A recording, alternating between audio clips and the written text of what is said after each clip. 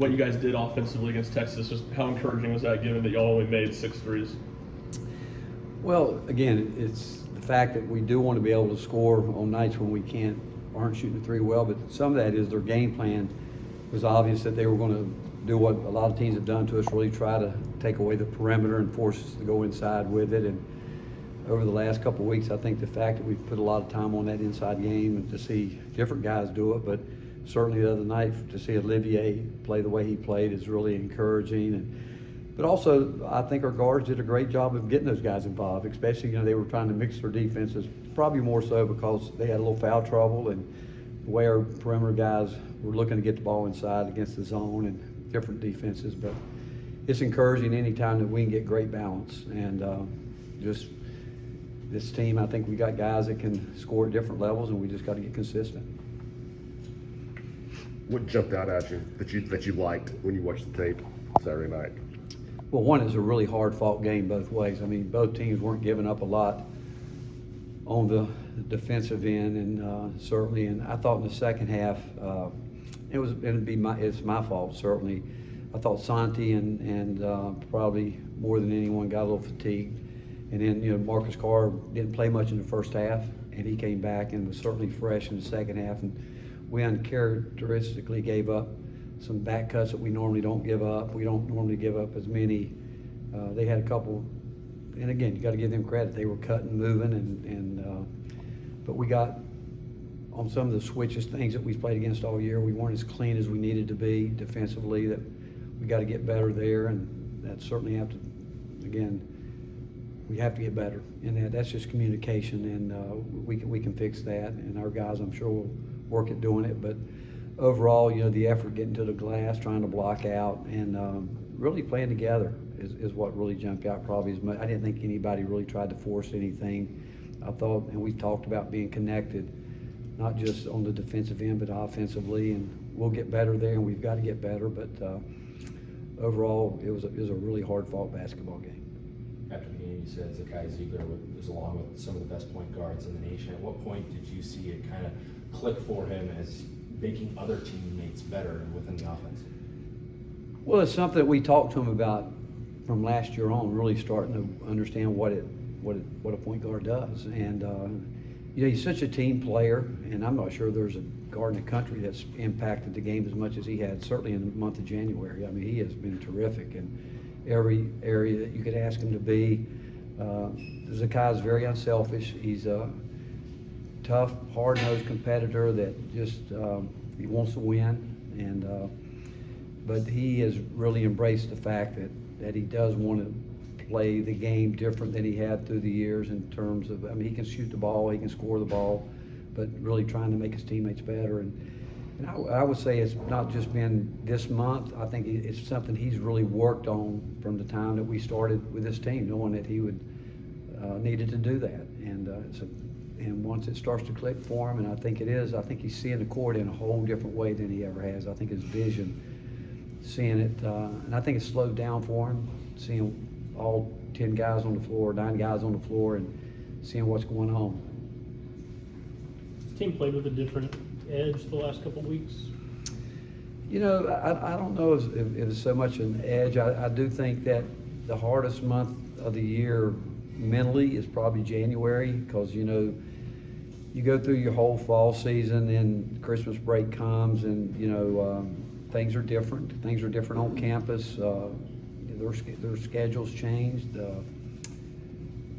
I think their bodies change, and the fact that they go from one routine to the next, and then school starts back, and really and truly, January is a tough month in college basketball for everybody. Just the fact that it's you've played a lot, you've practiced a lot, you've played a lot, and now you get into February, which we know is obviously an important month for everybody. A lot of basketball left to play.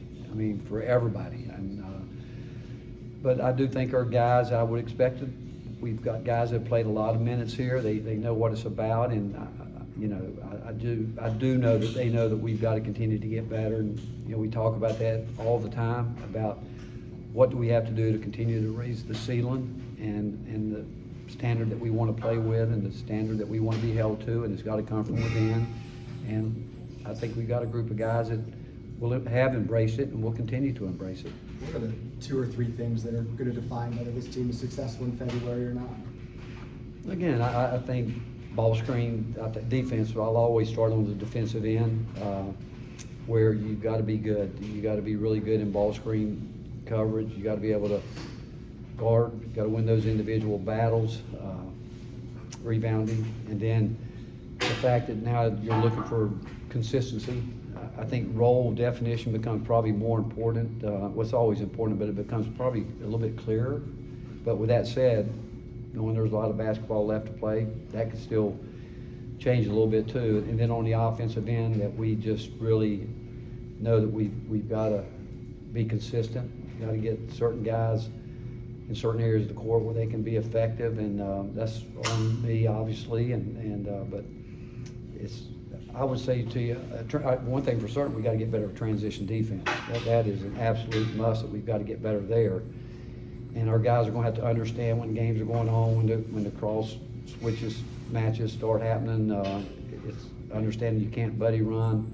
We're going to have to get turned around quicker, pick up the ball and get to our men. We gave up just a couple wide open shots in the game Saturday, and we can't do that as we continue to go through February. Coach, what jumps out about Florida? A couple of things that they do well. Certainly, new coach that's done a good job with his roster. A post player that in Castleton that is as effective as any guy in the country. They do a great job of playing through him, and 40% of the game they're going to play with guards and we'll shoot a high percentage of 3-point shots there. Going back to what I just said, transition defense, they're going to look to get it up quick, look to get that early kick out, bust out, and look to shoot the 3 in transition. So that's going to be really, really important, obviously. And but switching, they'll mainly man, but we'll play some zone. But they got some zone presses that they'll run, and but they're going to really probably switch it 1 through 4, and which we've seen a lot this year from a lot of different teams. And they're going to play hard. They're going to compete. Extremely well coached, and it's hard to win, man. It's hard. I don't care where you are, what level you're at. It's hard to win basketball games, and we know that it's going to be hard to go to Gainesville, Florida, and get a win. It's hard, and but we've got to be locked in and go one day at a time and get better today, tomorrow, and go play. Where's BJ at in his development right now? BJ. I think he's getting better. I think obviously with playing with an older group of guys that he's had to come in and deal with, we still think he's a big part of this program, and certainly a big part of our future. And he's got a great attitude, and guys love him. He's not afraid to compete. It's just, as you know, we're in a situation where it's hard to go beyond probably where we are right now in the rotation with the numbers, but what we love about him is he is truly trying to get better every day. How does preparation change going from a team that's strictly almost all guards to a team that has a post player like Castleton? Well, it doesn't change. We've seen that some this year too already, but he certainly is a force and can do a lot of different things. And our post players will have to be on edge because he can do some things, and he can really take a game over. But he plays well with those guards, and our guards are going to have to be able to. It might be a line, but we play 4 guards. We think we can do that, and we have to. And so we'll see how the game. I've said many times, each game takes on its own personality. We'll have to see how what personality this one takes on. Earlier this season, you were kind of frustrated with Zakai took him out of the starting lineup. How do you think those early hiccups have affected where he is now? I don't know.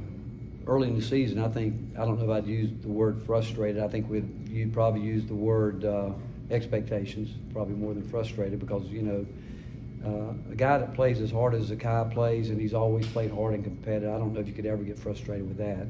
You want to see, and what we want to see him do earlier is exactly what he's doing now. He's embraced being more than a guy that can shoot the ball, a guy that can put pressure on the defense. It's what he's always impacted the game defensively. And he has never not impacted winning. He and Santi have impacted winning, impact games, whether they score or not, what they do on the defensive end. And then you put Zakai, what he's doing now, how he's playing more minutes than maybe he should be right now. He's just, it's a great testament to him that he's willing to embrace what we've asked him to do, which means changing what he has to do. But also think it helps him a lot having a guy like Santi out there. And I think even getting Joe back, guys that are experienced, that have been around. And, but like I said, he and Santi, they can score the ball, but they're both very unselfish. And the fact is, like I said, they don't have to score. We need them to, but they don't have to. They're going to still fight and do what they need to do to impact winning. And I'm not sure there's a better tandem right now in college basketball in terms of what those guys are doing, and certainly what Z's done as a point guard, taking care of the ball, getting the assists. I'm not sure any point guard in the country's had a better a better impact on the game than he has. Thank you, Coach. All right, thank you.